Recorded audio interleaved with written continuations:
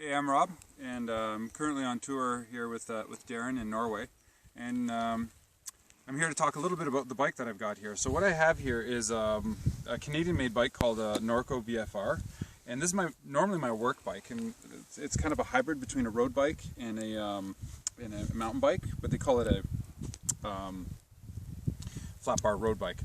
Nor here nor there. It's just actually worked out pretty good as a touring bike. It's got it has the disc brakes. I installed at the front here a hub dynamo, or a dynamo hub, whatever however you like to call it. And it's been great because I use this to commute at work. So I have a dynamo light at the front. I normally have a dynamo light at the back, but it just burnt out just before the trip, so I have to order a new one. Now, in terms of touring, I use these two Ortlieb bags that friends of mine got for me for my birthday one year, which was really a nice gift, because I started commuting to work. These are my original ones. These are great, except you have to put rain covers on them, and the rain covers work good for a short period of time and light bit of rain, but if you're going to go sustained rain all day, your bags are going to get wet.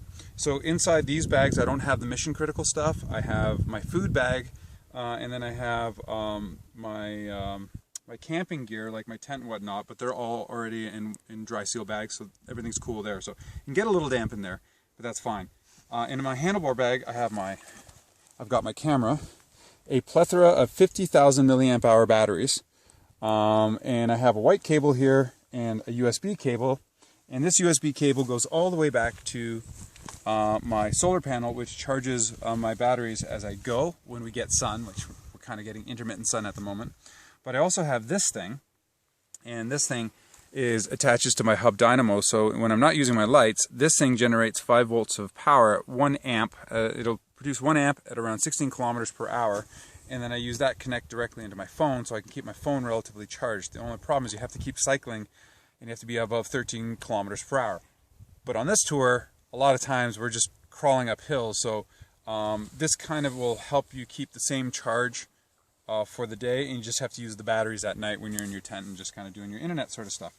And of course, no bike is complete without a good set of fenders. You can't do a bike tour without a decent set of fenders, otherwise you're just going to be miserable and wet. And yeah, so, oh yes, of course, and the Terry saddle. This is the best saddle I've ever used, and I will never change because it is the most comfortable thing. I can sit on there all day, no problem. So that's my kit.